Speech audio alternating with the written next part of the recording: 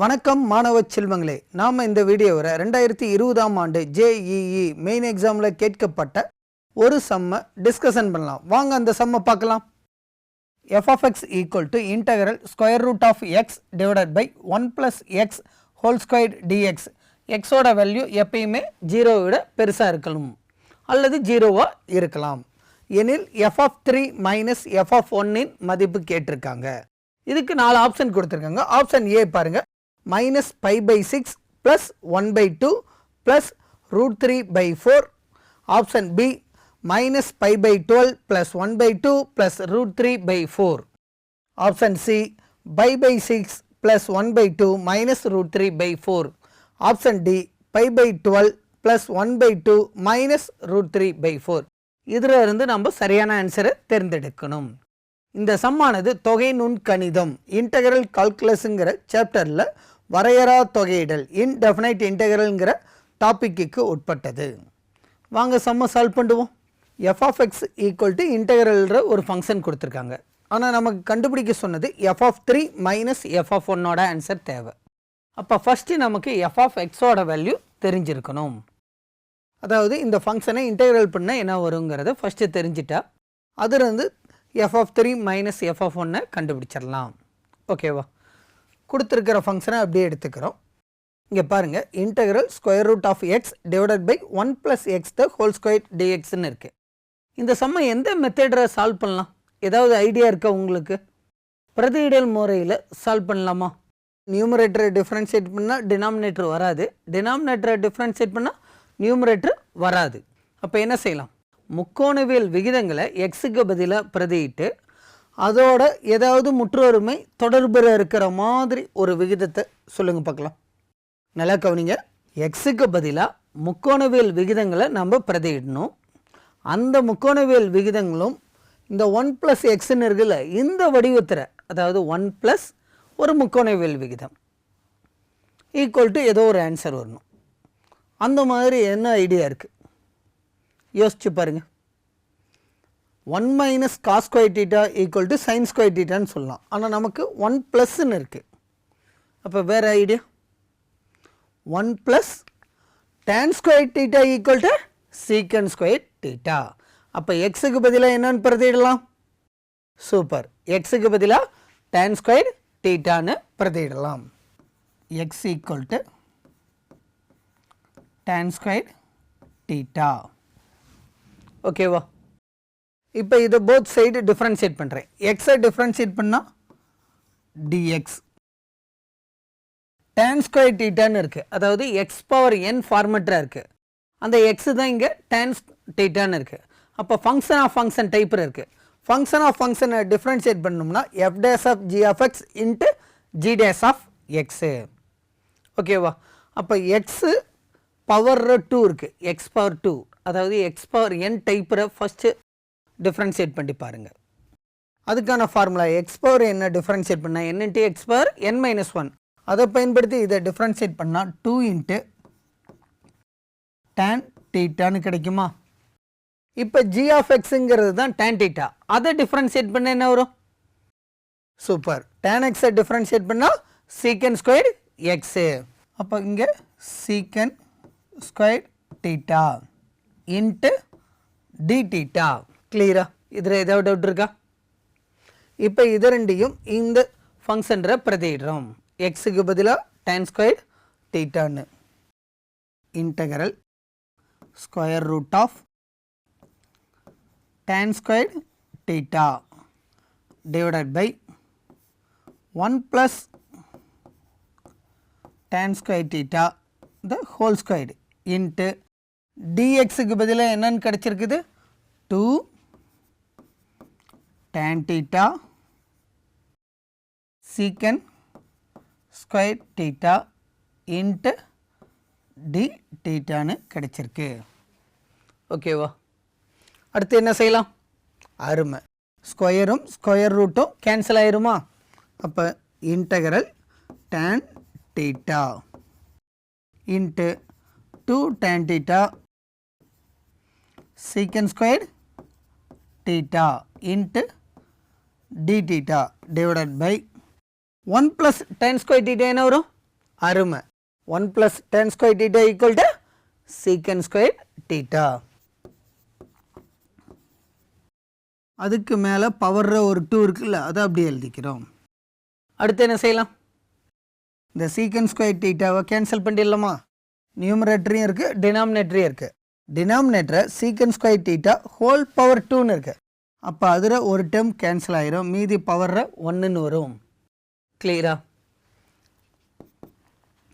Integral 2 into tan theta into tan theta, tan square theta divided by secant square theta into d theta. Integral 2 into முக்கோணவியல் விகிதங்கள் tan theta equal to sin theta by cos theta ன்னு எழுதலாமா? இங்கே tan square theta ன்னு இருக்கு, அப்போ அது sin square theta by cos square theta.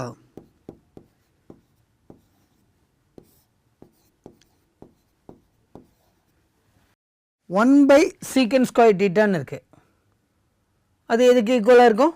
அருமை, cos square theta. அதாவது 1 by secant theta equal to cos theta ன்னு எழுதலாம். secant theta ஓட தலைகிலி தான் cos theta into d theta. அடுத்து என்ன செய்யலாம்? Super, cos square theta cancel ஆயிரும், மீதி இருக்கக்கூடியது அப்படியே எழுதிக்கிறோம். இப்போ f of xங்கிறது என்னன்னு கிடச்சிருக்கு? இன்டகரல் மீதி இருக்கக்கூடிய இந்த 2 sin square thetaவை மட்டும் எடுத்துக்கிறோம், இது ரெண்டு தான் கேன்சல் ஆயிருச்சு. அப்போ 2 sin square theta into d theta. sin thetaவை இன்டெகிரல் பண்ண நமக்கு ஃபார்முலா தெரியும். sin x இன்டெகிரல் பண்ணால் என்ன வரும்? மைனஸ் cos xன்னு தெரியும். ஆனால் இங்கே sin square xன்னு இருக்குது, பவர் 2 இருக்குது, அதை இன்டெகிரல் பண்ண முடியுமா? அதுக்கு டைரெக்டாக ஃபார்முலாஸ் ஏதாவது இருக்கா? இல்லை. அப்போ என்ன செய்யலாம்? பவர் ரெடியூசிங் ஐடென்டிட்டிஸை பயன்படுத்த போகிறோம், அடுக்கு குறைப்பு முற்றொருமையை பயன்படுத்துகிறோம். சைன் ஸ்கொயரில் வரக்கூடிய பவர் ரெடியூசிங் ஐடென்டிட்டிஸ் என்னது? Super, sine square a equal to 1 minus cos 2a by 2. இந்த முற்றொருமையை இங்கே சைன் ஸ்கொயர் தீட்டாவுக்கு பதிலாக பயன்படுத்துகிறோம். இன்டகரல் 2 இன்ட்டு சைன் ஸ்கொயர் தீட்டாவுக்கு பதிலாக 1 minus cos 2 theta divided by 2 into d theta. அடுத்து என்ன செய்யலாம்? மல்டிப்ளையர் இந்த 2வும் டிவைடர் இந்த 2வும் கேன்சல் பண்ணிடலாம். அதுக்கடுத்து ப்ராப்பர்ட்டிஸ் ஆஃப் இன்டகரல், தொகையிடலின் பண்புகளை பயன்படுத்தி இந்த இன்டகரலை 2 இன்டகரலாக பிரிச்சுக்கிறோம். Integral 1 into d theta minus integral cos 2 theta into d thetaன்னு பிரிச்சுக்கிறோம். கான்ஸ்டண்ட்டை இன்டெகிரல் பண்ண என்ன வரும்? கேவை இன்டெகிரல் பண்ண என்ன வரும்? kx plus c. எக்ஸை பொறுத்து இன்டெகிரல் பண்ணால் kx, இங்கே தீட்டாவை பொறுத்து இன்டெகிரல் பண்ணால் தீட்டா மைனஸ் cos 2 thetaவை இன்டெகிரேட் பண்ணும்.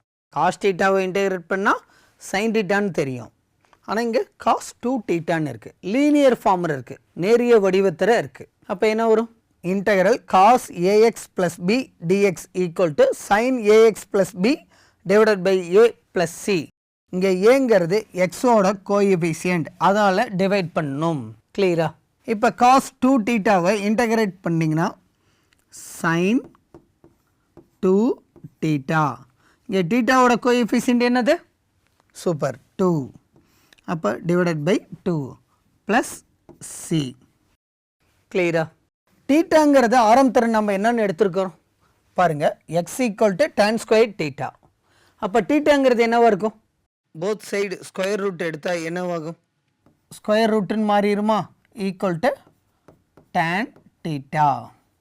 நமக்கு தீட்டா தான் தேவை. Theta equal to tan inverse of root எக்ஸ்ன்னு கிடைக்கும். தீட்டாங்கிறது tan இன்வர்ஸ் ஆஃப் ரூட் எக்ஸ்ன்னு கிடைக்குது. ஆனால் இங்கே சைன்னு இருக்குது, அங்கே tan இன்வர்ஸ்ன்னு இருக்குது. அப்போ இந்த சைனை நம்ம டேனாக மாற்றிக்கிட்டோம்னா நமக்கு ஈஸியாக இருக்கும். காரணம் என்னன்னா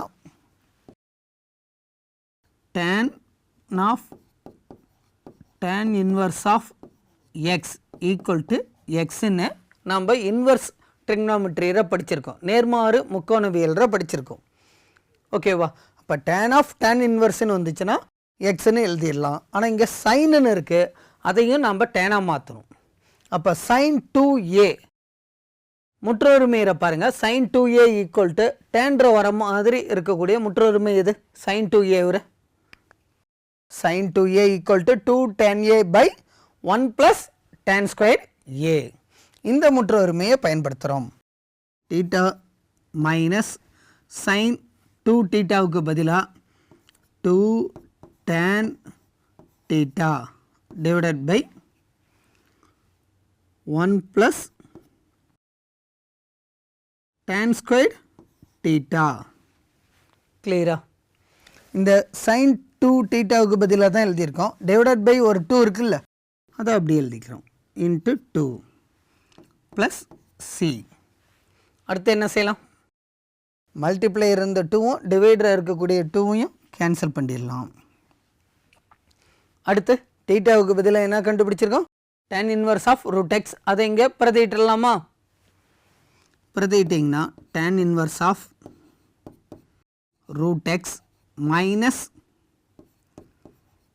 tan of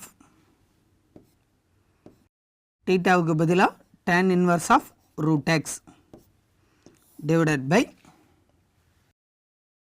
1 plus